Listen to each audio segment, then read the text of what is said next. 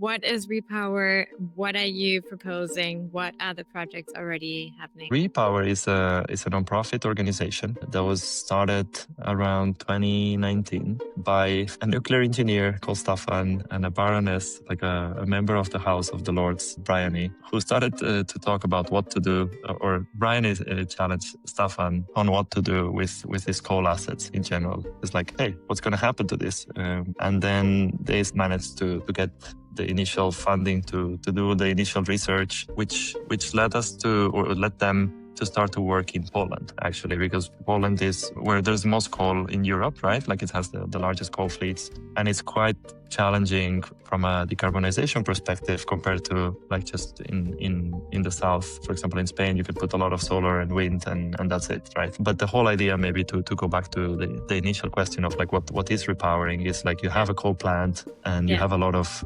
components. And then the idea is like, how can you reuse some of them to create a clean power plant? And the answer is technically yes. You just remove the boiler, which is the bad part, the part that burns the coal, and then you replace it with something else. Yeah. Okay, so you basically reuse the infrastructure that we already built, but for coal fossil fuels, and then repurpose them for clean energy, essentially. Yeah, exactly. We're having discussions on a global programs. We do this, we're funding work in different geographies, so like in China. So after Poland, that became very successful, we decided to focus on places where the fleet is younger, so you have much younger coal plants, and where the fleet is also bigger. So that means China, India, South Korea, Indonesia. There's also South Africa, I think that is number 5 or number 6. But ultimately, it's about the decisions of which power system do you want to build, and then who gets to decide that. On a personal level, where do you think we are right now? What's the situation? Maybe some of the technologies are not yet ready, but they might be ready in 10 or 15 years. Let's prepare the groundwork so that whenever they come, they're ready. That they're not like going to be like, okay, the technology is ready. Oh, where do we put it now? It's like, no, here. Hi, and Happy New Year, and welcome back to New World in the Making. I'm really excited about today's conversation with Albert. He's the program manager at Repower, and I'm very excited because it touches something absolutely fundamental: the invisible infrastructure that keeps our world running as we know it today. Albert and his team are doing something both very practical and visionary, taking the infrastructure we once built for coal and fossil fuels and repurposing it for clean, renewable energy. And for me, this is such a powerful symbol because, it's just symbolizing the transition we're in. Bridging an old world built on extraction with a new world built on regeneration. Most of us rely on energy almost every second of our lives, and yet we barely really understand how these systems actually work. Why is the transition so complex? Why progress feels so slow? What's technically possible, and where the real bottlenecks are? Speaking with someone from the inside, someone who really understands the grid, brought a lot of clarity. So I think it's an essential conversation, and I hope it expands your perspective as much as it did mine. So let's dive in. Just a quick one, and I promise quick one before we dive into the episode. I really want to take a moment to just say thank you for being here. And to keep this work alive and help it reach even more people, I need your help. Just by hitting that subscribe button, you're becoming an active part of this new world in the making. And you're enabling this conversation to grow into directions we can't even imagine yet. So thank you truly. And now for real, let's dive into today's conversation.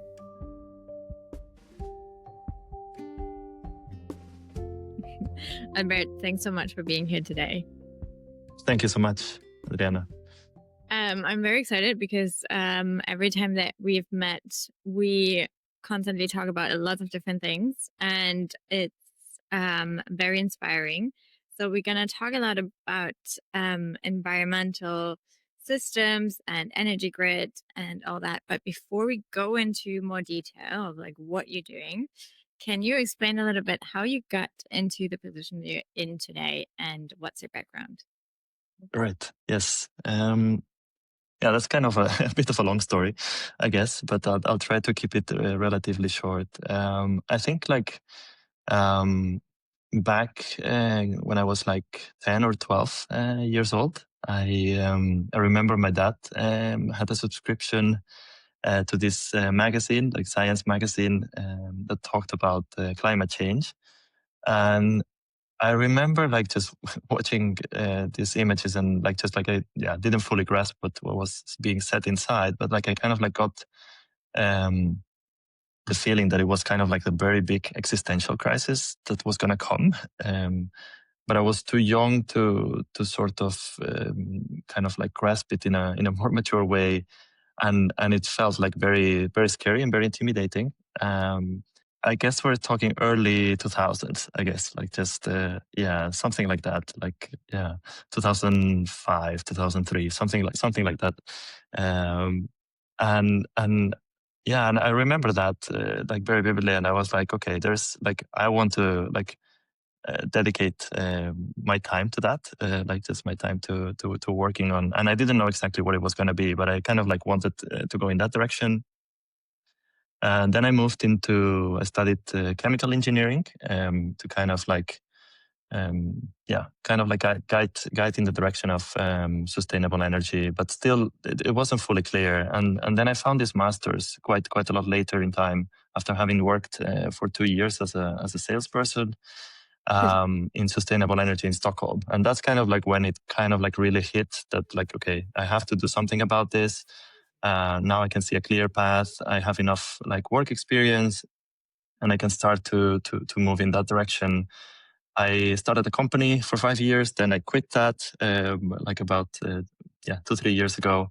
And I was at a conference and I met Staffan, who's the founder of the Repower initiative. And I was like fascinated about the concept. But then no one actually was really like no one in my sphere of what you can call like sustainable energy and climate space was talking about this, like what to do with these coal assets. And then I started to kind of really understand like how big of a challenge like the energy transition is, I guess. And that's how I got to where I am. Okay, lots of things and lots of questions already. Okay, first, maybe what kind of master did you study and what was your company about? And then maybe we can move into the repower because, Yeah, yeah, I think nobody knows right now what a that lot is. about coal plants and what is repower. And yeah. Yeah. Yeah, the master's was so my initial master's or bachelor and master's was in chemical engineering, and then the next one was sustainable energy engineering at KTH in Stockholm, so the Royal Technical University there. Did you And like it? then I did like it, but I did not complete my master's actually. So I Oh, only did 1 year, and then I started my company. It was a hard decision, but I was like, okay, I need to start a company. Like it felt like very urgent to start a company at the time, which was a company in vertical farming. So that's like, again already like in the direction of sustainable energy or sustainable mhm, food production, I guess. Yeah. interesting. Okay, and then you decided to kind of abandon that path because you Mm. then thought, okay, I'm gonna go into the repower Yeah, yeah. part. It kind of like was like more like spending 5 years with the company, seeing how hard it was to like we did get quite far, I would say, like considering it was like the first company we started. Like we managed to raise funding, build a commercial farm, sell Wow. to like just like retailers in Sweden. So it was quite like I mean at the peak, I guess like we were like maybe 10, 15 people. We built 800 square meter farms. It's still like nothing really big in the scale of like agriculture production, but it was a big project for us. And then it was like it kind of like it got to the point where funding dried up in 2022 and so on. There was no more funding because of, and then gas price or electricity prices went through the roof, ironically, because of the war in Ukraine. And then I guess like what killed the company gave a great opportunity for moving into the energy space. Mm. Okay. Okay. Wow. And any learnings that you brought from there and that now you can see that are really handy for you to have in your new job? Yeah. I think lots of learnings. Mm. I think one of the big learnings is like the whole. I think like the whole journey one person, or like just each person goes through, to really learn who you are and your let's say your the things that you're good at, the things that you struggle with, like how important communication is, how important it is to bring people together, like to just really like align, talk, be patient. There's just it's been like just probably like one of the biggest learning opportunities for me, and I would say I would really recommend it, like just to anyone, just to start their own thing, because that's when you learn the most. But then also how I think like the other thing that I learned a lot was how important, or how big like the infrastructure change is, like to change things. It's like the world is huge, and to really have like you really understand the scale of everything that we have, like just like the power system or the food production, but at the same time the ability to change it as well, like that, like we have more power than we sometimes like to believe, I guess. Oh yeah, I love that. Yeah, just like really understanding the systems behind, but then also see that okay, we do have agency within also. Yes. Yeah, Yeah. interesting. And then what did fascinate you with the Repower project? And Mm. yeah, what was there that really catched you? Yeah, I think it's the thing I remember the most, like, and I guess to put it in perspective, it was a time of like just very a very insecure time in my life, after having like kind of like crashed with the company, and then going into a place of like there's a lot, like I remember going to the conference called the Drop in Malmo, in south of Sweden, and kind of like getting exposed to everything around the climate space that is like much bigger than I thought it was. Like I was very niche into like, I don't know, vertical farming is like the most important thing in the world, and everyone should be thinking about that, and nothing else matters. To the point of like, well, there's a lot of other things outside. There's and particularly with this one was like, wow, I had never thought about um, like how many coal plants there still are in the world. Like I think that was the big thing, that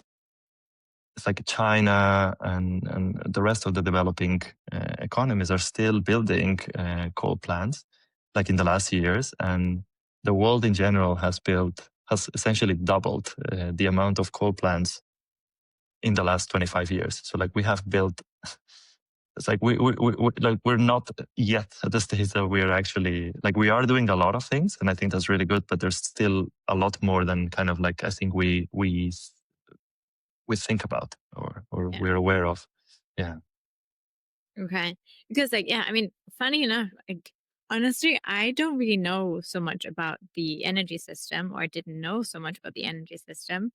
And I studied also a sustainability master's. Mm, And I think we barely know really anything about energy, the yes. whole energy grid and everything around it.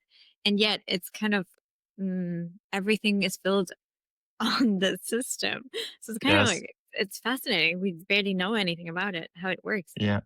Yes, I think that there's these things with like the foundation infrastructure of the world, like just the power or telecommunications, or a lot of these things that like we take for granted, or like I don't know, trains and so on, that are like just really like the backbone of everything.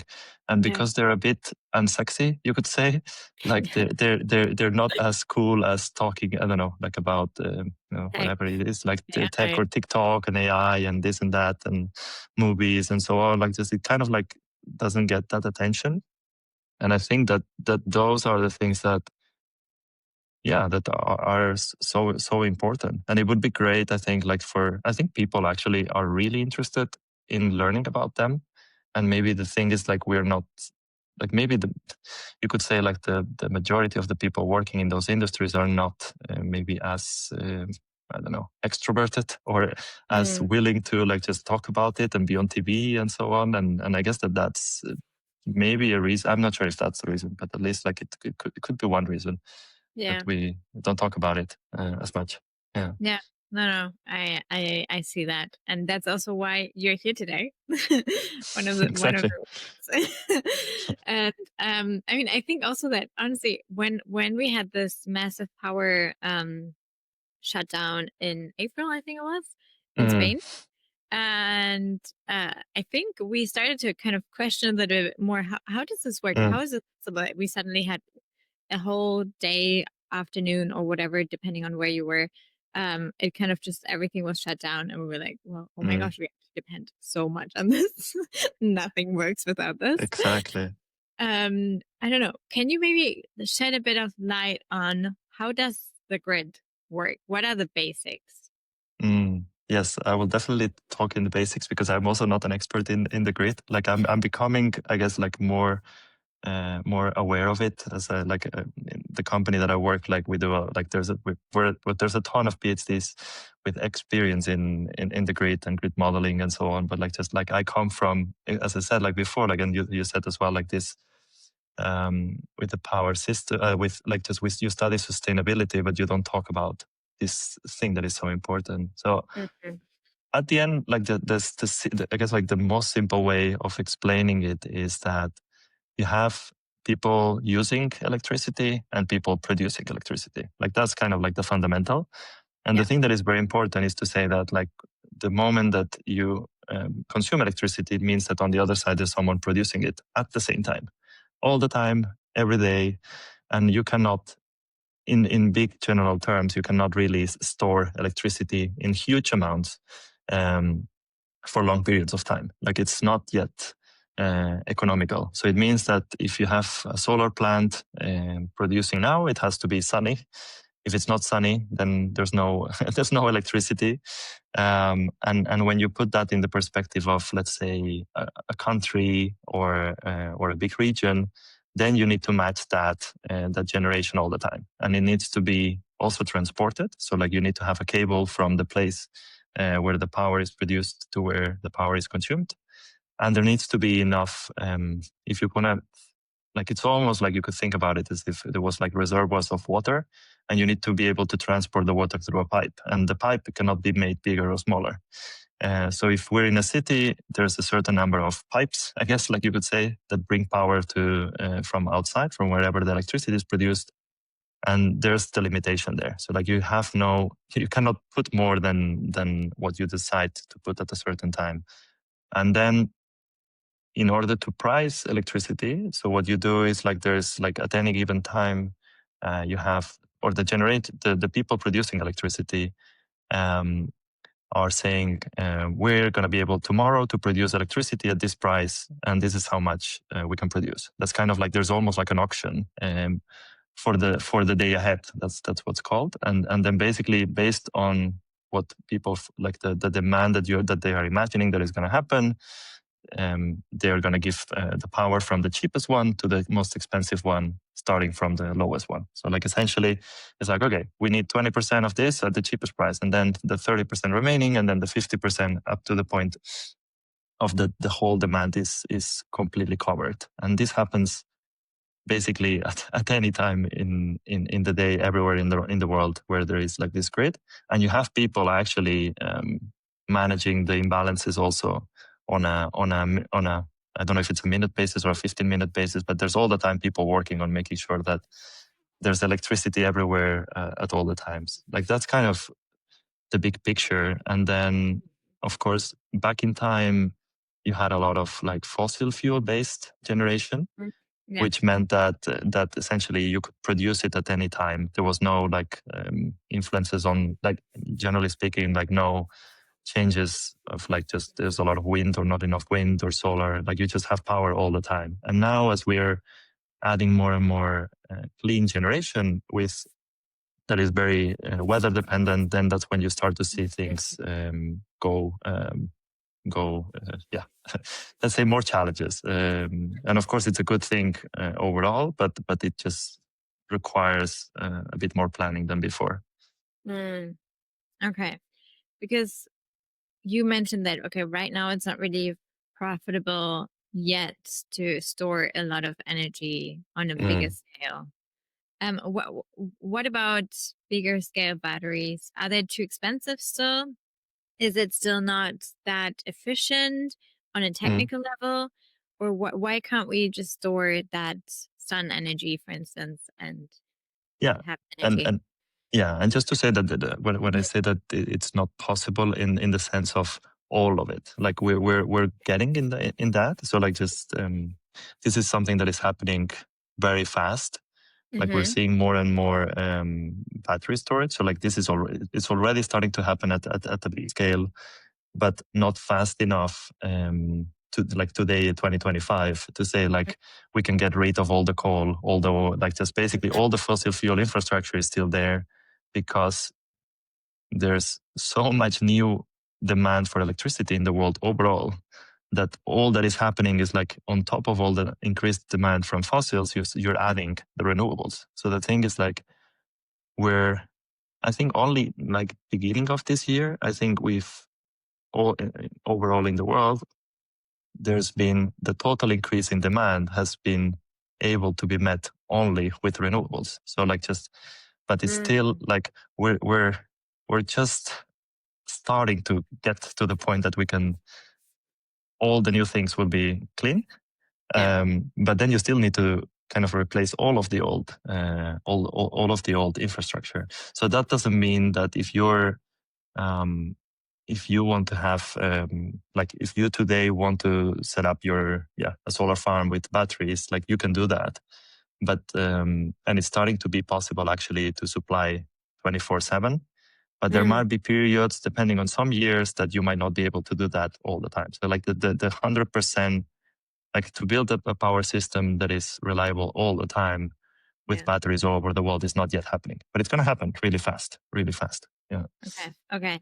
And Yeah. even because then also some people would say, what about the rare materials? These rare elements that are so Mm. toxic and also are just sourced very unethically. Are we having any like great breakthroughs in that as Mhm. well? We don't really need to have those materials, maybe? That I'm actually not too familiar with, but I do know that there's like I think like just, and of course it changes a lot in different places around the world, but like just generally like people that like a company, at least like what I know from Tesla, for example, is like when they started to have challenges with cobalt, for example, because of the mining and all the ESG related challenges, they started to develop batteries that have very little or almost no cobalt. So I think like in a way like the market itself, with on top of the regulations, should and will push towards making the products as sustainably as possible.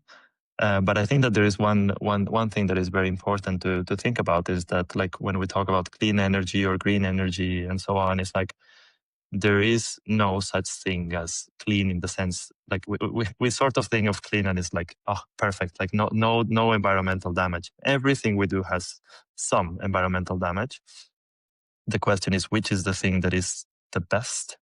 So I think like just what always should be thought about. I think that's Giancovici who talks about this. Is a French, um, I think it's a scientist. Like he talks about the negawatt. So not the megawatt, but the negative watt, right? Like so you think about like everything that we don't use. It's much better than like every power that we don't need doesn't need to be produced, transported, and so on. So like that I think is quite important. So you're always thinking like, do you need that power? And if you need that power, well, let's make it the way that is the best way, right? Yeah, that's kind of like a good philosophy, if you can try at least. Yeah. Yeah, yeah, yeah. No, I understand. In what way is it still impacting? If even if it's clean, like in what way are we still impacting the planet? Mm.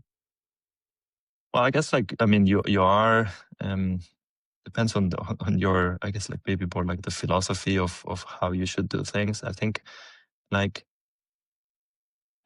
in a way you are affecting an ecosystem, right? Like you potentially have like the mining generally will happen at a certain place that is like it could be like a natural reserve, or it could be like just a park, or it could be like just nature in general. So you will have you have to by kind of like starting that mining operation, you're not going to have a pristine forest.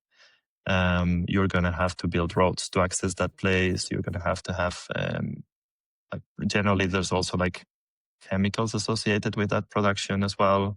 You have to dispose of them. You have to move people around. So I think generally, like the idea is like what can we do to live with not with less, because it's not like just there's a lot of places in the world, especially like developing economies, need more access to power. But I think like just trying to find a way that is the least the least impact possible would be ideal. And I think that like and that I'm not not at all an expert in, but I feel like we're still in almost like the first generation of ways we do things, like a lot of like just chemically processes, and maybe we could think about more like biological processes. There's a lot of knowledge in nature that if we could tap into that, it's just weird to have the concept of waste, right? Like there's no concept of waste in nature. But yeah, how to get there and how to get the industry there, that's that's another problem. Like that's maybe comes in hundreds of years, maybe, or I don't know. But maybe let's actually go into that, and let's look into the incentives that we have inside of the industry, inside of the markets.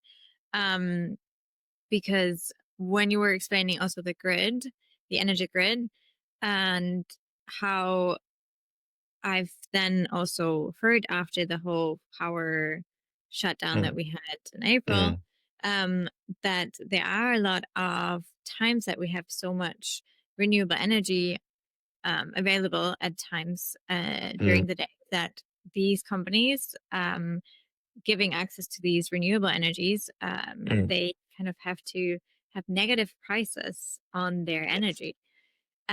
So I'm just, I'm wondering, how are these negative prices impacting the whole grid infrastructure, and how does it actually work, and how does that then influence as well how much we do want on a incentive-wise idea, still renewable energy? How much how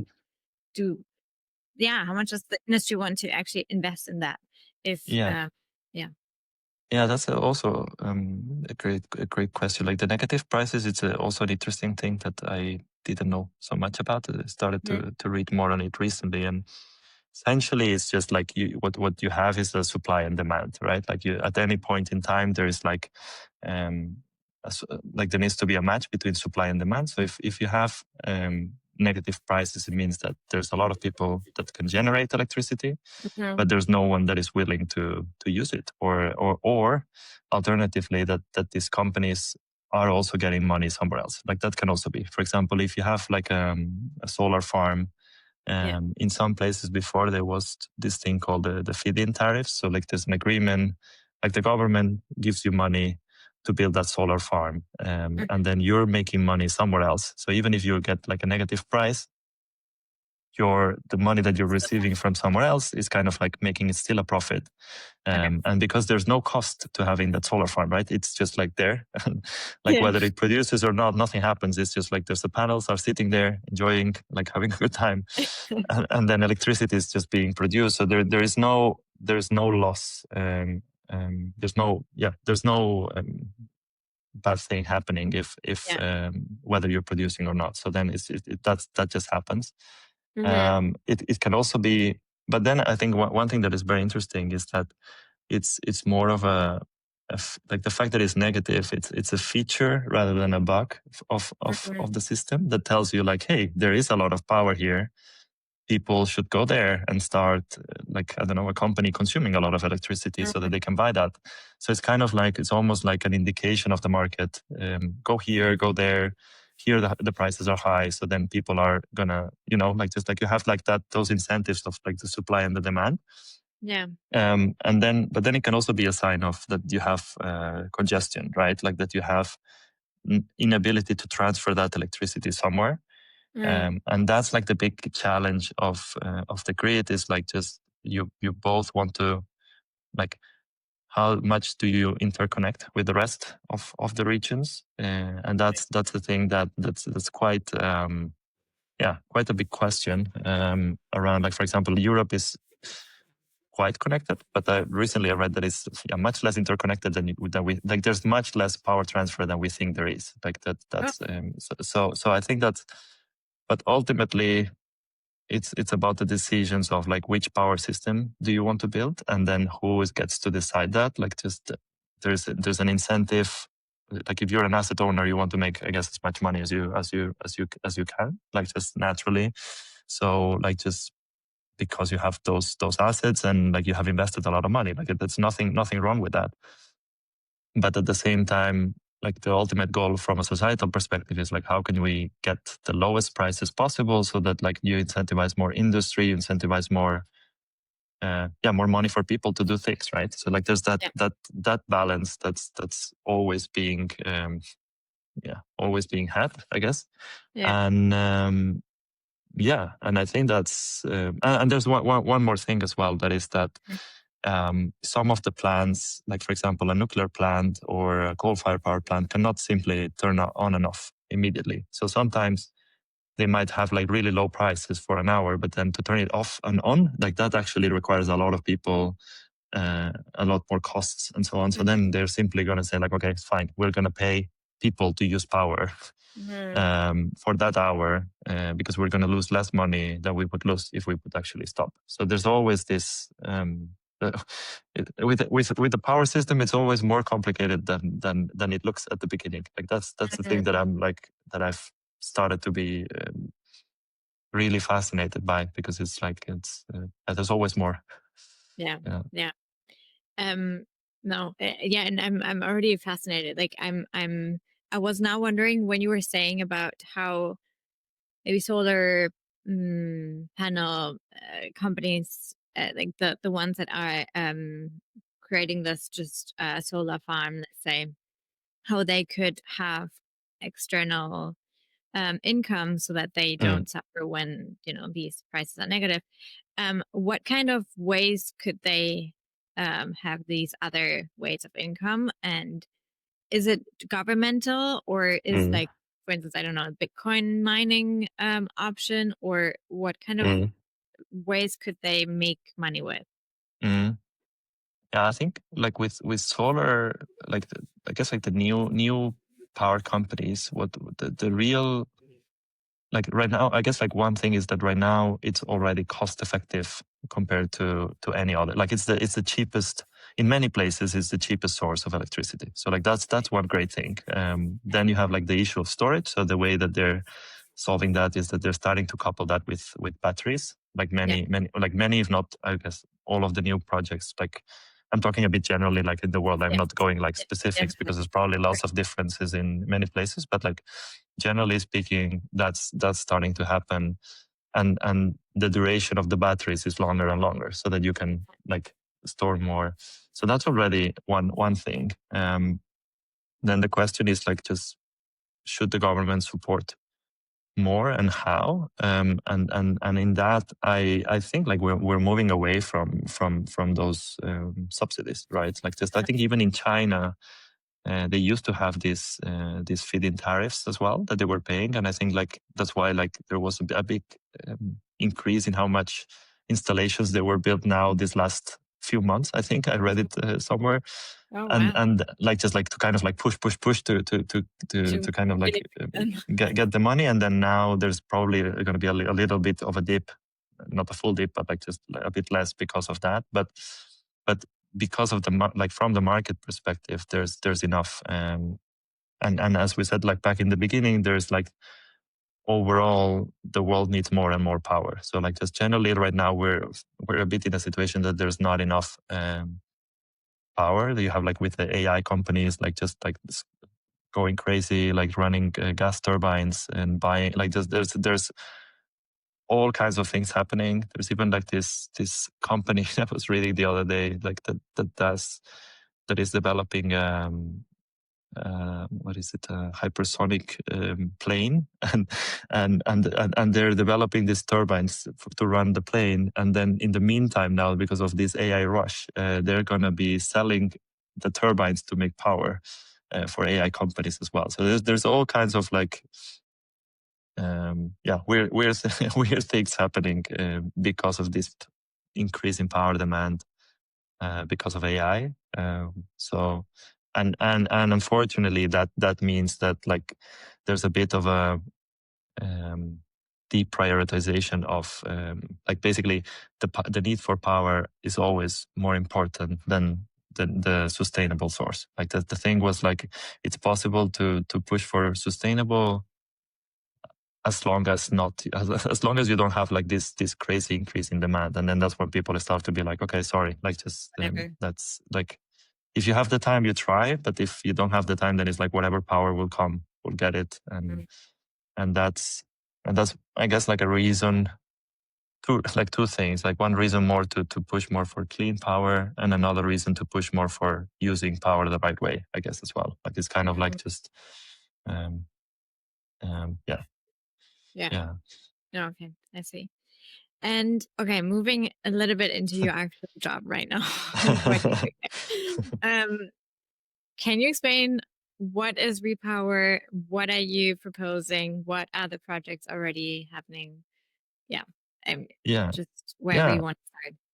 Yeah, so Repower is a nonprofit organization that was started around 2019 by a nuclear engineer called Staffan and a baroness, like a member of the House of the Lords, Bryony, who started to talk about what to do, or Bryony challenged Staffan on what to do with these coal assets in general. It's like, hey, what's going to happen to this? And then they somehow managed to get the initial funding to kind of like do an MVP, kind of like what you would say, right? Like just to do the initial research, which led us to, or led them to start to work in Poland, actually, because Poland is one of the most where there's most coal in Europe, right? Like it has the largest coal fleets, and it's quite challenging from a decarbonization perspective compared to like just in the south. For example, in Spain, you can put a lot of solar and wind, and that's it, right? Like you just like and you have like much colder weather. There's a lot of like heat as well, which is a very important aspect of. We talk a lot about electricity, but there's apparently not enough talk about heat as well, like heat decarbonization, because that's a really big thing as well. So they started working on that, and eventually the Polish government, or the R&D, an R&D institution from the Polish government, decided to fund some more work, which became like this 2-year, I think it's like a bit more than €1 million project to kind of like say like, okay, what are all the coal plants in the country? Let's look at them, and if we would try to do something with them, what could be done? And then basically they brought together a number of stakeholders. So like they brought in the government, the asset owner, is pretty much everyone. And this is led by Lucas, who's like just an amazing person and an amazing he's been doing amazing work to kind of like bring you could say like the whole energy community in Poland on this topic, and now. And this was actually focused on nuclear particularly. So it's a call to nuclear as a path. Now, since then, we have started to expand to more technologies. But basically, that led to now, I think the project, or nothing, like now the project is reaching its completion. And what they have achieved is that for the second nuclear power plant that is going to be built in Poland, because the first one is already decided, it's going to be built in the north of Poland, and it's going to be this technology and this location and so on. But the second one, there's a number of preferred sites, and it looks like it's going to be at the vicinity or at the coal plant. Like we will see. Like the only challenge is that like the coal assets in Poland are quite old, so you're not able to reuse much of the equipment. Okay.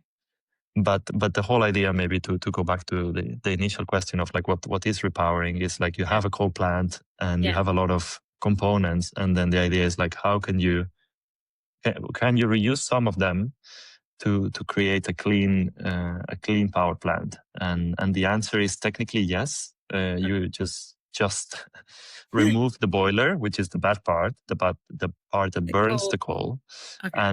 and then you replace it with something else, and that can be either like just a geothermal power plant, or a nuclear power plant, or a thermal energy storage. That is like another type of a battery, like it's a heat battery rather than like a electricity battery, if you want to call it like that.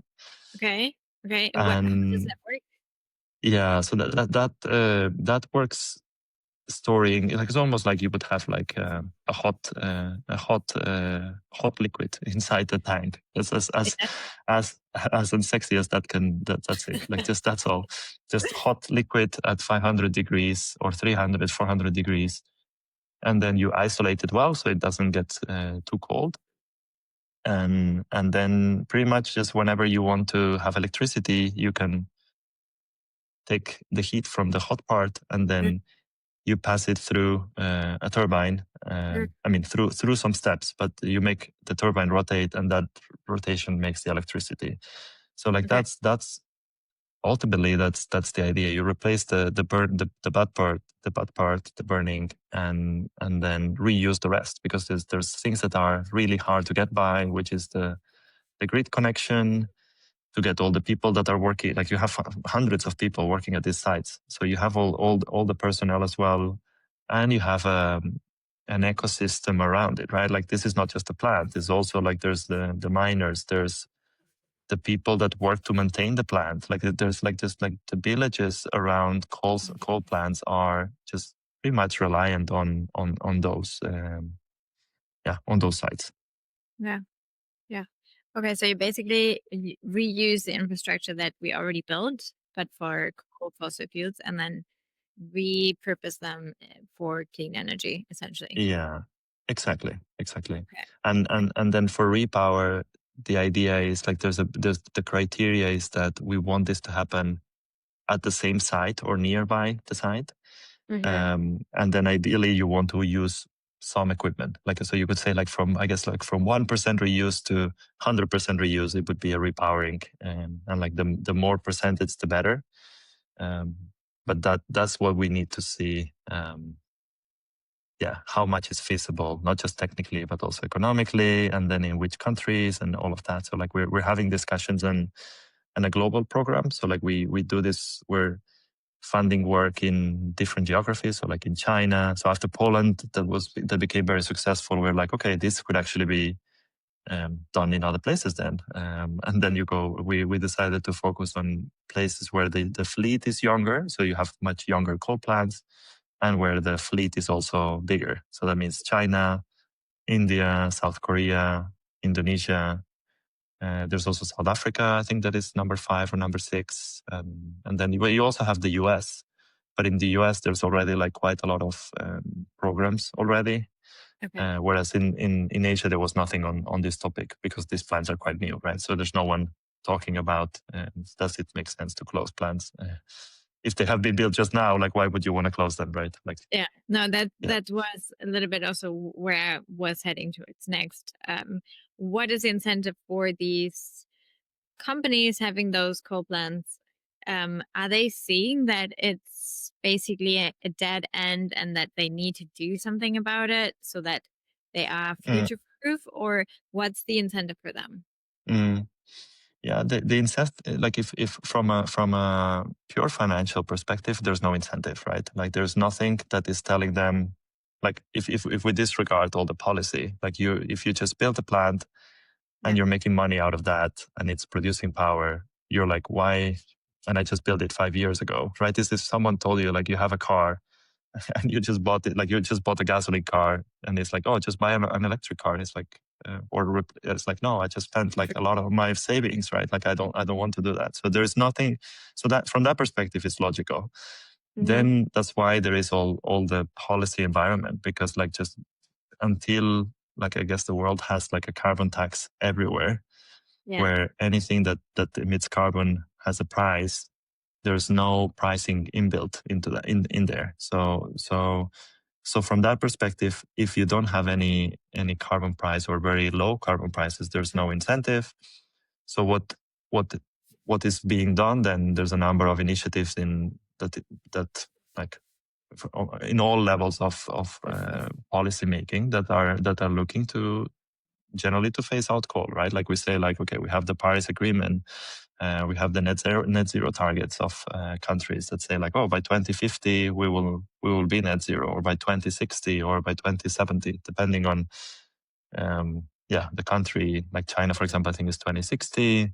India's like 2070, and in Europe we want to do it before 2050. So like that's kind of like the things that are pushing or driving these asset owners to have to do something. But at the same time, then they also need to have like they have their site, they have their employees, they have their business. So the alternative of like just, hey, we're gonna just build a lot of new renewables somewhere else, and you're just here, and you're gonna like the only path for you is just to die. It's not a great, very promising and hopeful future. So we think that repowering can be a very good way to just propose a solution for those assets, while at the same time you have all the other things. Like we're not saying like, let's not build renewables. Let's not, like, we're just saying like we need to do both. Like there's a lot of like, there's a war on trying to get as much power as possible and as much clean power as possible. So we need to do everything. We cannot choose. Yeah.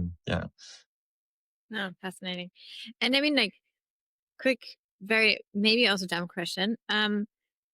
You need to buy that coal if you're a asset owner, and maybe right now it's not that of an issue, but at some point, I mean, you're always kind of relying on where do I get that coal from, right? If I connect it to something more clean energy, I don't know, maybe some thermal energy storage that is maybe connected to a solar farm or something. I mean, on a long term, it's way more profitable, maybe, or not. Yeah, exactly. So from that perspective, it's like it's much less things that you need to get, right? Like I think like that's the good thing about like all these clean technologies, is that once you get them, you have them, right? Like like there's not as much consumption of fuel, right? Like the cost of these energies is less about less about the running costs and more about like the investment costs of just getting the solar farm up and running or getting the wind farm. Even like nuclear, for example, has like relatively small fuel costs because it's very little fuel that you have. And the same from geothermal, for example, you just don't have to add a lot of things. So yeah, that's one of the big costs from coal plants is buying that coal. You're also dependent on the price of coal. And then there's countries that have coal reserves, and that's just like, for example, Indonesia has huge amounts of reserves. China as well, but China doesn't have enough, so it's also buying from, for example, from Indonesia. So you have like just that's also the thing that like just like the fossil fuel infrastructure or ecosystem is just huge, right? It's not just it's so like there's so like it has been there for so many years that like it's very well structured and planned, because it's like, I mean, it's the reason why we have all the progress and all the great lives that we live. It's just because of fossil fuels. Like we have to be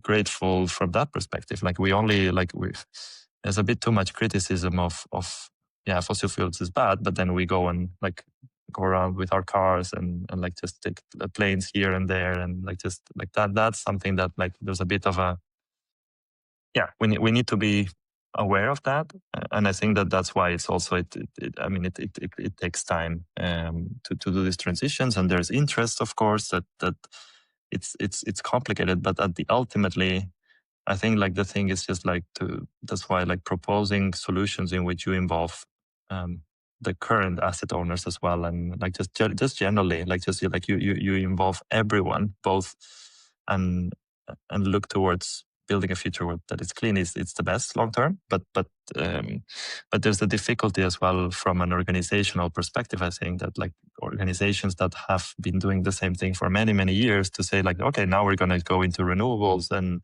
we're going to like, it's like, well, like it doesn't generally end well with companies that like in the changes, right? Like Kodak, for example, or yeah, like adapting to the new things is it's not easy. Yeah. Okay, and what are projects right now that you're very excited about, that you're Mm. working? Like in our organization or just in Yeah, general, like I mean, well, also in general if you both. want, but both. Yeah. Yeah, I think like just it's really exciting to see, because I mean we are not, as an organization, what we are is like more like a catalyst. Like our Mhm. goal is just not like, we're not going to be doing the projects ourselves. We're not going to like go and build anything, unfortunately. Like it would be great, but like we're too small to do any of these things, and there's a lot of companies out there that can do that. So like but essentially what we aim to do is to start the initial funding to make it happen. Like what Okay. we did in Poland, for example, but then that is now taken by the actors in Poland, and the same thing in the other geographies. But I think like what's really exciting is to start to see that there's some of these projects that are happening. So there's a project in Texas that they're going to convert the coal plant into a geothermal plant. It's already happening. Wow. They're not going to reuse, like there's still not so much reuse of infrastructure, but it's still the site itself. Like that's and the transition for the workforce transition as well. So like that's also really good. And then there's a project that we just recently heard about, and like I was in Beijing actually just a few, like a month ago or something, where they were presenting it, which is that there's a coal plant that has built a thermal energy storage plant that is like 1 gigawatt hour. So that's like 3% of all the thermal energy storage that there is in the world in just that one plant. Oh, And that's just, again, storing salt to that one. Still need to understand a bit more, like the overall reasoning of why they did that. yeah. Because I like, but essentially, I mean, this is already like a really good thing. That means like a coal plant like is seeing value in thermal energy storage. That can be just to buy renewables from somewhere else, or it Yeah. can also be to reduce coal consumption by because, again, this what we talked about back at the beginning with the prices of electricity and supply and so on. Like ideally, if you run a coal plant to minimize to make it as efficient as possible, you want to run it all the time the same, right? Like you don't want to go up and down kind No. of thing. So like, and then the good thing is that while the powers are low, instead of just throwing away the power, you Yeah. actually store it in that storage, Right. and then you can use it later. So like you're Yeah. not really reducing the consumption of coal, but you're extending like you're becoming more efficient by storing it, uh, and then selling the electricity or producing electricity later. So there's all small steps. And then very excited about there's also in South Africa there like a a call to nuclear program as well that is being yeah, started or thought about. Mm. And well, of course, the one in Poland and all the other places. So there's like it's great to see that this is just starting to pop out, and I Mm. look forward to the day that like just these things are yeah, more and more organizations are just doing that, right? Like just that there's like that it becomes a thing that is not by us or other organizations, that it's just like it just becomes a thing by itself, like the way like solar is a thing now, right? Like no one, yeah, it feels like it's like the early beginnings, and maybe in 10, 15 years something is like just going to be happening all the time. Like you'll read the news, oh, there's new repowering project and this other one and this other one. Like that would be amazing. Yeah. Yeah. No. Yeah. And quick question about the nuclear ones. Mm, How do you make it profitable? Like, or just, I always read that it's very expensive mm, to create nuclear facilities. yeah. Is it like these mini facilities, and then that's why it makes it a little bit more financially viable, or what? How's the math there? Yeah. with nuclear, it's I guess it's a bit of both things. So like there is and just disclaimer that I'm not an expert in nuclear energy, but at least like there's all these SMRs that are these small modular reactors. That the idea behind those is that by making them at the factory and then kind of like instead of like building it on the site, like you're gonna be able to produce more of them and they're going to be cheaper and they're good. Like just that's one way. Like it still has to be proven that works. There's a lot of companies out there that are developing it. Like it's moving. Like I would say that it looks quite promising to like what's happening, especially in China. They've already done it in a way. Like they've already built one. I think it's like, what is it? I think it's 200 megawatts. So like just relatively big size. Commercial next generation reactor. So this is a small reactor that is the good thing about these types of reactors, they call it the fourth generation. And it means that like if something were to happen that like you run out of power, they will cool by themselves passively just by physics. There's not going to be an issue where like it happened in Fukushima, for example, that like because the tsunami came, I think the power of the auxiliary units stopped working. So then in this case, it's just going to be it just happens by itself. Like just which is quite fascinating.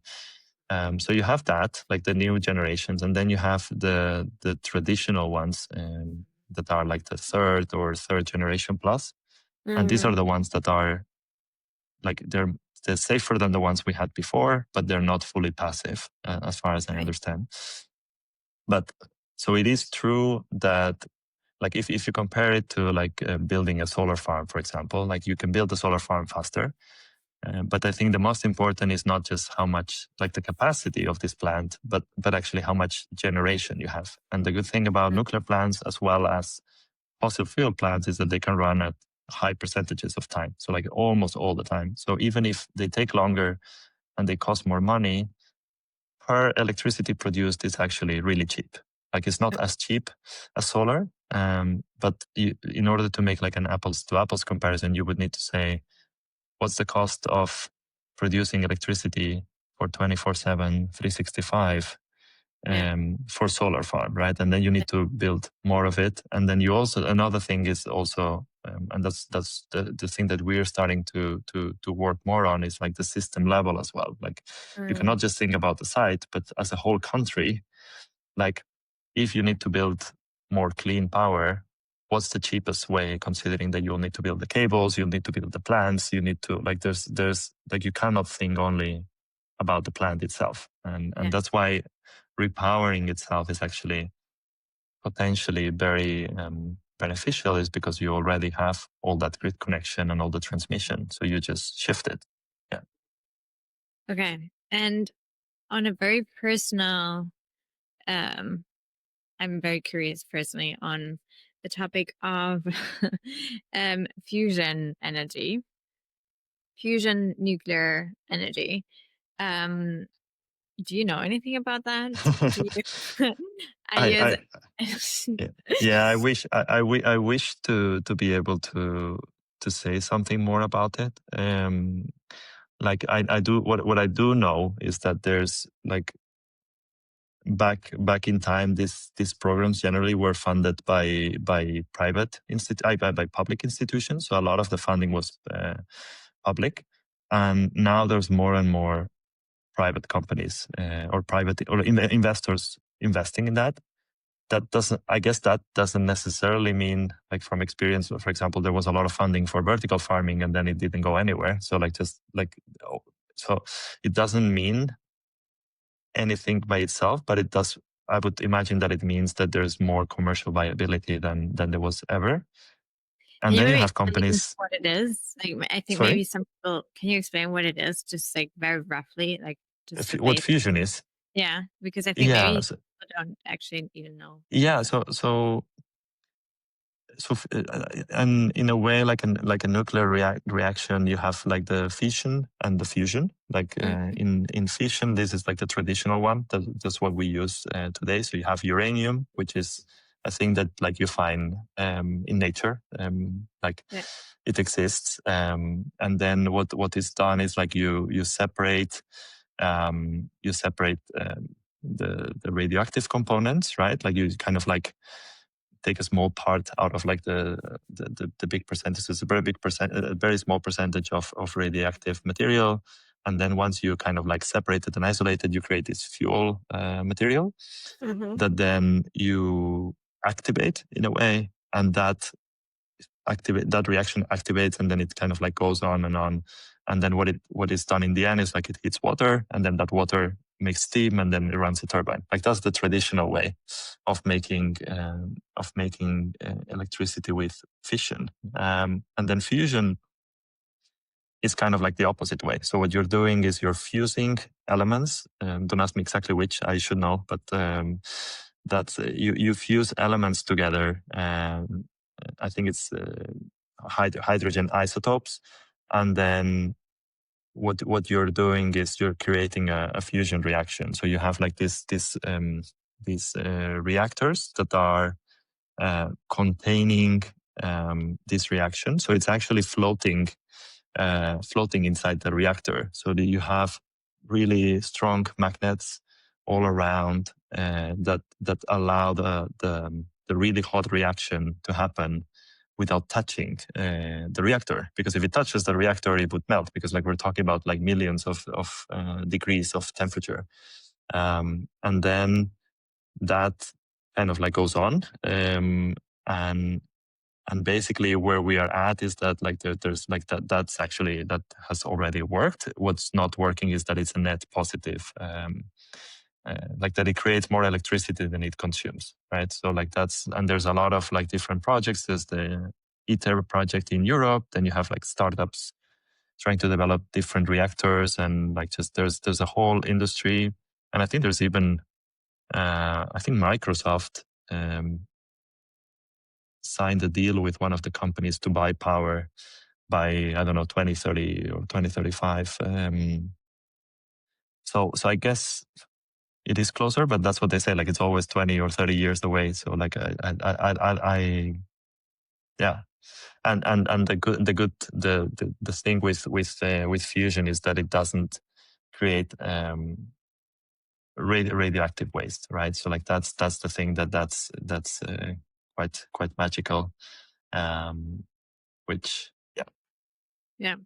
No, I mean, I just listened to one, I think it was Lex Friedman podcast, where one physicist came in and explained the whole thing for like 3 or 4 hours, and I was just so fascinated. I was like, oh my gosh, I had no idea that we can actually do that, because he was also explaining it in a way that it's essentially just a little sun that we would create here, because it's basically the same process that's right. Okay, so that the sun has the same, just the same processes, and then we would recreate a little sun here. Exactly. Yeah. Okay, it needs to kind of live in a vacuum thing, so that it's and whenever it reaches some sort of normal air environment, then it would just collapse instantly. So there's no risk at all. So I thought like, wow, also what you said about there's no radioactive waste. So it's like everything's just like, wow, amazing. I mean, how crazy it sounds great, exactly. And that's probably why it's so hard, I guess. Like that's but I think like and that's the one thing that I would say it's very important, like and I'm a big proponent of, we should invest in all ideas and crazy ideas. But we should not wait for anything to just like, we can't wait for perfect. And then we need to start to, because even if tomorrow, let's say like you wake up tomorrow and there's like, this works. It's like, okay, it will still take 20, 30, whatever, 40, 50 years to put fusion everywhere, right? So like and the most important thing is that throughout all these years, then you're going to have CO2 being emitted.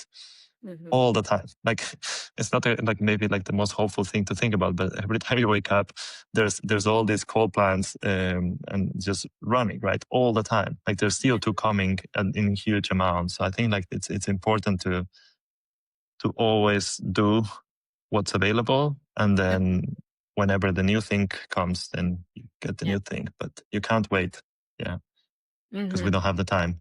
Yeah. Can I ask you on a personal level, where do you think we are at right now? What's the situation? Like you were already mentioning, okay, we don't have time. How much time do we have? Are we? Is it?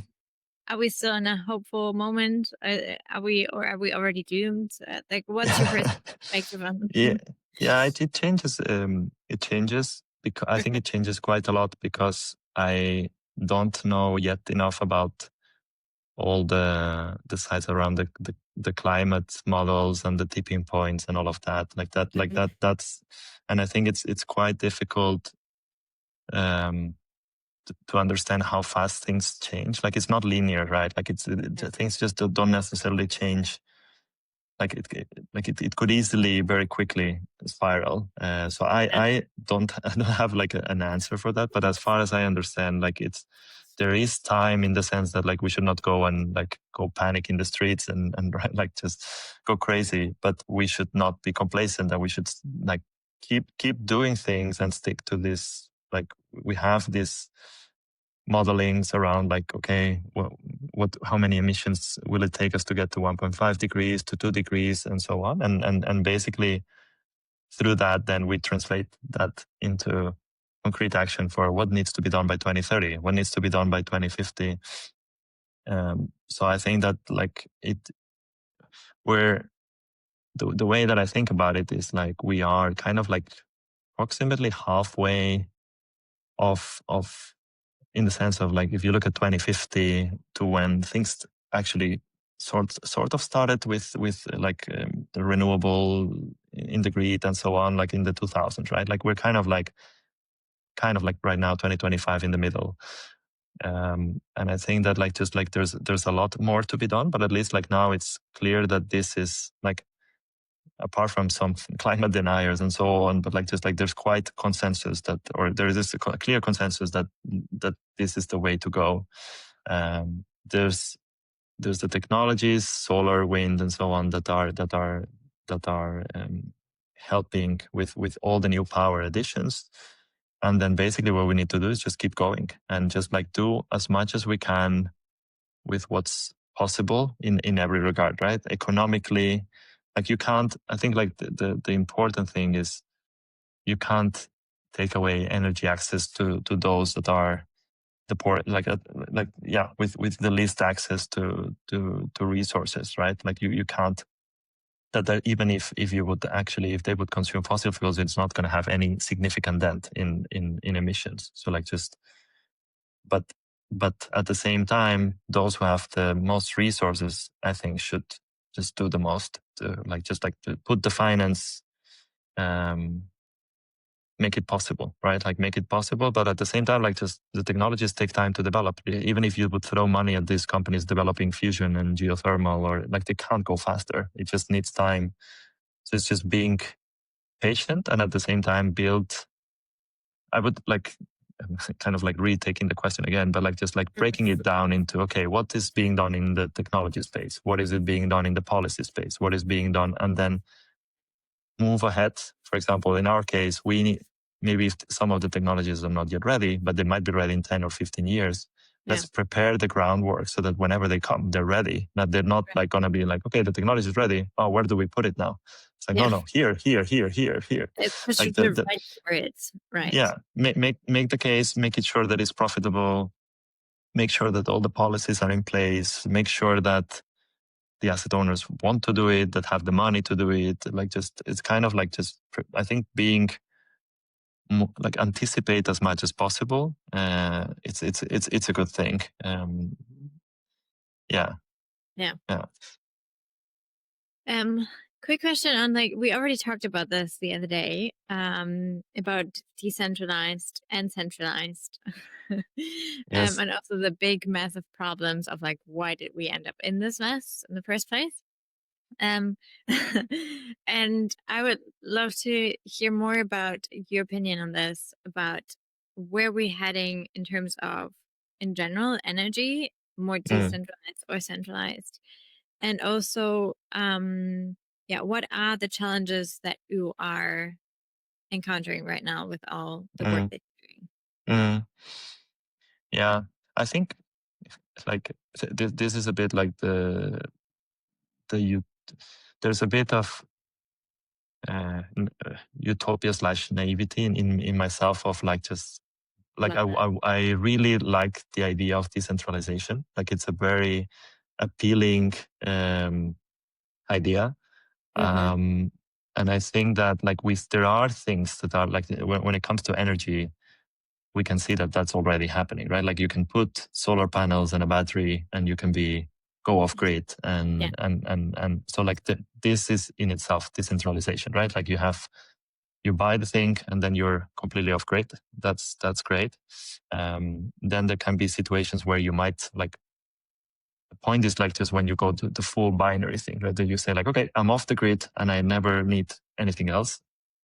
And then comes the day that like, I don't know, your battery stops working or there's some issue like, so that part, I think generally like trying to go fully decentralized is a bit, there's risks associated to that. There's also, it's more costly, right? It will always cost more to get your own battery and solar system than to actually buy from the grid. Even if you're buying a solar and batteries, because like they're going to be much larger and so on. So like there's always that argument. I Long think term too. probably, sorry? Sorry, just to understand, in the long term too, because at some point, if you then, um, yeah, you have bought your solar and battery Yeah. thing, and it's maybe more expensive, but then at some point, when you have recovered the investment, it's for free, right? Yeah, exactly. It's Okay. just like you have to have the ability to put all that money. Right. Um, But, and yeah. but I mean, if I guess it depends on who we're talking about. But like, just I think it's the good thing is like maybe it's not either or. It's a bit like I think like we're moving more towards that decentralization. Maybe eventually we get to a point that like like the fusion works and then you have fusion in your pocket or what like like just like that's kind of like infinite power kind of thing. But I think like it just makes a lot of sense for some things. It depends again on the time scale we're talking about. It depends. But ultimately, I think that like just that makes sense, right? Like cheaper electricity and available at all times, and that's kind of like will become more and more a commodity. I think like that's the question is how fast. Um, but then again, there's the other side of it that is like the cost effectiveness of large scale is always like it's just like big companies always thrive more than small companies, right? Like they have more inertia, they have more ability to sustain themselves for longer, unless they're too big to fail. But I to like yeah, they're so big that they just like yeah, they can't change course. So I think it's a bit more complicated. Like I maybe I'm like not giving a concrete answer, but I think that's there's nuance to that. But I think generally I like the approach where society goes more towards more decentralization, more equality in terms of like just like generally is like more concentration of money or wealth and more concentration of power. Like just that's it's not a place where we want to be, right? Like I think like just I like but then to concretely speaking how to achieve it is it's the harder part, I guess. Yeah. Yeah, because what you're encountering also as challenges is a lot of centralization, right? Mm, When we're talking, like, that was also one of the issues. If there's mm, one government or asset owner that's like has all the decision power, yeah. Yeah. Well, it makes it hard and like harder, and because there's just like few people, so like you know which people you need to reach, but then once you talk to the right person, then you know that they can have like the ability to like it's it's what I think is like what happens is what's natural in a way, like just in biology as well, right? Like just the best ones are the ones that manage to accumulate more resources. But I think generally, I would like to see more decentralization of decisions, more decentralization of just to give more agency to everyone. I think that's really good. And I think we're moving in that direction with more people also like working remotely for like their own companies, just things are more organized in a way that there's more autonomy, that there's more like even small business owners with like, I don't know, like things like Shopify or selling through Amazon, and like that's going in that direction.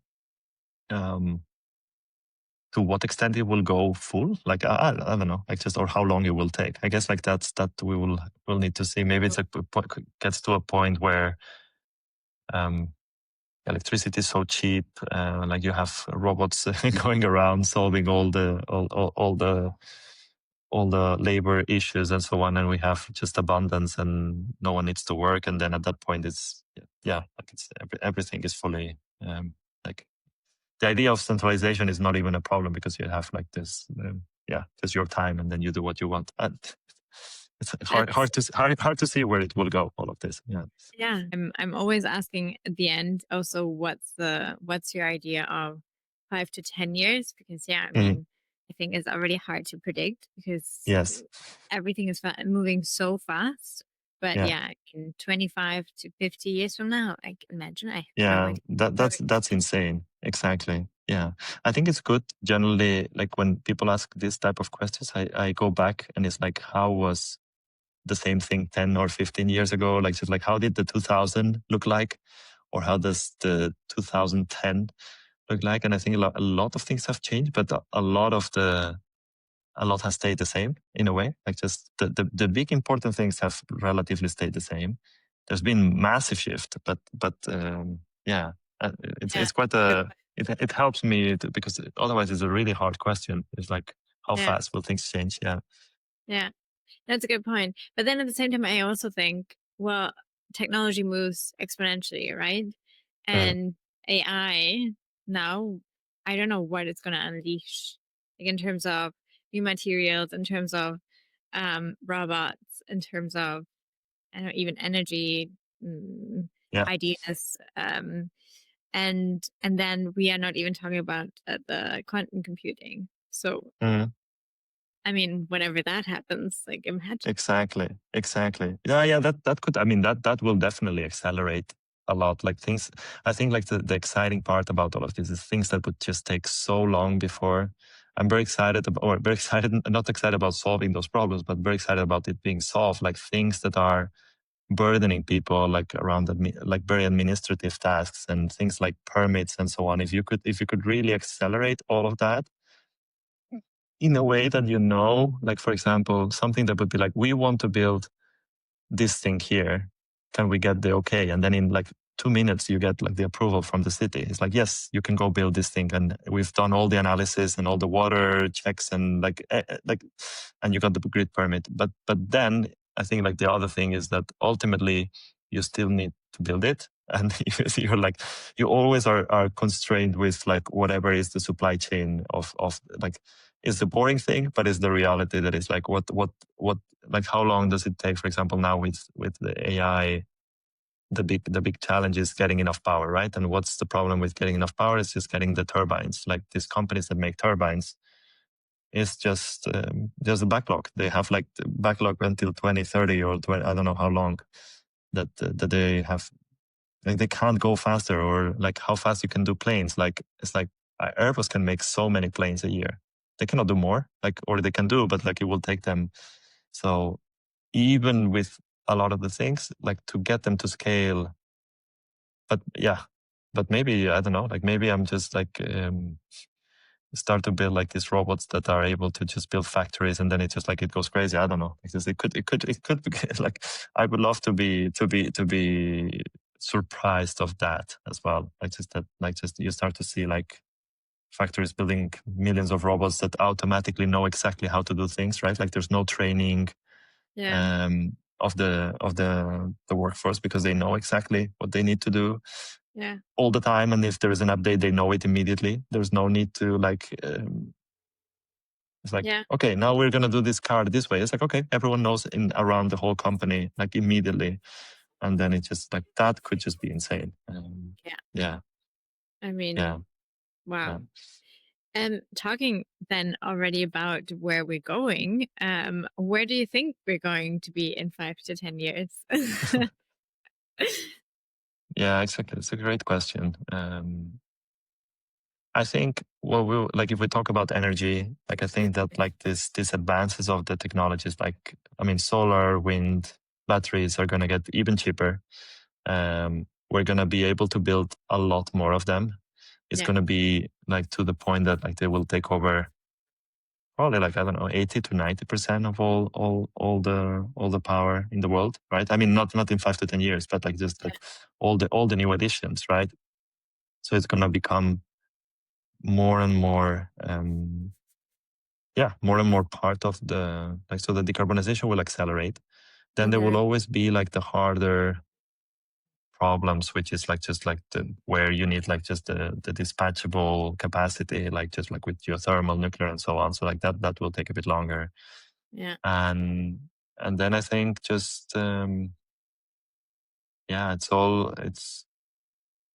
it's hard. It's really hard to have that, like just like when you're like 2030, 2035. I think like we'll see I guess like just like you will start to have like robots in deployed deployed in some places, like for real, like at scale, right? Like just I think like that's comparable to like in 2015. That's when at least I saw the first electric cars on the road, right? And now if you go to China or other places, like they're like pretty much everywhere. So I think Right. probably it's going to be a bit the same thing. Like you're going to start to see robots a bit in many, many more places. And I think like the key thing will be, how do we solve the issue with the labor force? And I think that like just like ensuring that people have have a good living, like people Yeah. that depend on work for their life, to um, yeah Do to you see like, continue. But in 5 to 10 years, probably still will not have changed that much, I would say. okay. I guess. Okay. Yeah. And I mean, now talking about the workforce, do you see UBI, universal basic income, or do you see just different ways of making money? I don't know. What I know it's Mm, a bit off topic, but yeah. just curious. I think like the only thing is that generally we've never, like, we've always find new things, new problems to solve. I think like that's the thing. Like with like at every time they were saying like you're gonna have when there was the first cars, and then it was like what's gonna happen to like just like, well no sorry, like just like the first with the horses, like there was more and more horses, and then it's like what's gonna happen, like New York is gonna drown in shit, and then like comes the car, and then it solves that problem, but it creates new things. And so I think like we will find new things probably to do, and and there will always be the challenge of like just what do you do with people that have been working for a long time? How do you train them again? So I think like just um, I, the UBI seems a very idealistic concept. I think like that's the thing. Like it feels like what's going to happen is just we're going to be really good at creating new things. Young people are going to be able to create companies faster than ever before. But people that are maybe a bit more illiterate technically, they will struggle. Like, yeah. Yeah. But hopefully less and less. I think like that's my hope, that there's going to be more and more autonomy for people Yeah. going forward. Like that you will have the resources and the time to just find solutions, I think, and just create your own future and so. Yeah. Yeah. Yeah. No. It's gonna be very interesting to see. Uh, and what is the new world in the making for you? Mm.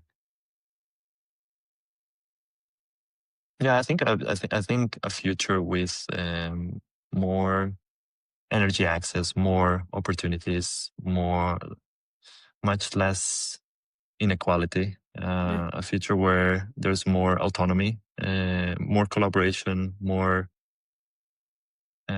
less conflict, less like just Right. where we listen more to each other, where we communicate more, where we take time for the things that matter.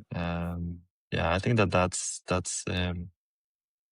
yeah, Nice. yes. Nice. Nice. Nice. Nice. Something that recently has surprised you. Can be in work, can be outside of work, whatever Mm. you feel like. I don't want to end it with a bad note. So like just like I will say two things. One was like I think that I remember like after I don't know thinking back about like World War One, World War Two, and like just like thinking that like we are Last side.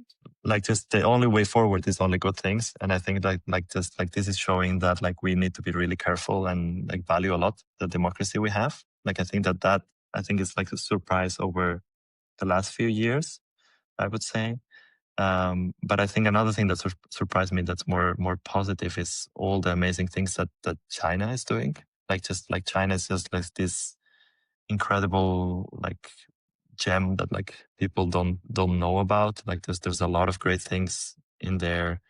The amount of yeah, you have just electric cars everywhere. You have just like clean cities. Like it's just like like I mean, and I still like I have mostly visited like just like the urban areas. I have not been in more the rural areas, but like just the amount of progress that China has done in these years is just incredible. Like it's just like in a way it feels like we're living in the past here in Europe, and it's and of course like I think like ultimately is like how do we learn from what Europe is great at, and the US and China. Like there should be just more collaboration, more love, and more yeah, more help between each other. Yeah. No, I can totally see that. I mean, Marga Ferre was here also in the podcast telling us a bit about China. And yeah, super fascinating. Honestly, it Mm. was just very interesting to hear her perspective. And now listening to what you just said as well. Because yeah, we barely talk about China. It's something that it just feels like, oh no, it's this very far country that is yeah, just doing whatever they want, and they're kind of a bit dangerous, and Yes, yes, yes. and it's Exactly. Yeah. just Yeah, yeah. we only hear the bad things, Mhm. and there's no talk about all the great things. That it's like this. I think there's a big, like well, a big, no, a huge cultural barrier. Like just like this, like it's almost like the total opposites of, especially I would say in the US, of like just the way people communicate, and like just like in China, people will commit to doing something once they know 100% like that there's no way that this could not happen. Like they will just like it's almost like the opposite way of like how things work in the US, right? Like it's just like sell everything before you have it. And I think that is there's a lot of potential for learning from each other, and from just sharing more of those things. And like just like that's what we kind of like try to highlight with the work that we do, and bring those societies closer as well. Mhm. So What hopefully. has what have you learned from China?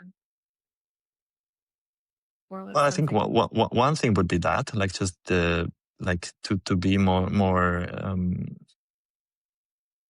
like before committing to doing something, like how much your worth matters, and like just like what you commit to doing, like thinking through every single thing that could happen before you actually say yes to something. Like that's really good. I think I've like I recently read this book that's called The Breakneck from Dan Wang, that talks about like how like China is an engineering state, and that I think it's just like the idea of just maybe going a bit more ahead on doing things, like just this idea of like, let's get shit done. Of course, like we need to make sure that it complies regulations and like but like having a bit more proactive approach rather than like, I think like we maybe think things a little bit too much sometimes. um, and and then also another thing is how decentralized, actually, interestingly, and that there is a paper that I haven't yet read, but that talks about that, how actually China is very decentralized. Oh. And that you would not think, and how much like just we get the idea that it's like, yes, there is a few people, like 10 people in the top of the Communist Party that are taking all the decisions, and everyone else is just like following those decisions. And it's like, couldn't be farther from the truth. It's just like there's a lot of organizations, a lot of companies, a lot of people that are being consulted and discussed and listened to each other, and to go ahead and do things right. Like I think like that's it's just impressive, I would say, like just as like just like how things are done to bring equality in the different regions as well. Like I think that there's just like there's a lot of good. There's of course like bad as in everywhere else. But yeah, I guess if you only hear bad news, there's for sure going to be some like a lot of good things. Yeah. Yeah, no, thanks for shedding light on that too, and bringing a bit more from there to here. And yeah, because that's exactly what you say. Like we can learn from each other, which is very nice. What's the purpose of this? So yeah, right, thanks a lot. exactly. Yes. And would you like to add anything else before we go into the last question? No, I think that's. If you're happy with that, I'm happy with that. I'm very happy with this. And yeah, so it's basically just you leaving a question so that the listeners can reflect on what would that be? What kind of question? I think I'm gonna go more for like just something a bit more emotional, but like just like I think like just the question would be like, if you are treating others like you would like to be treated. I think that's in the world we live in today. I think that that's needed. So Very yeah. nice. Thanks a lot. That's a very nice. Thank you so much. Thank you. Thank you.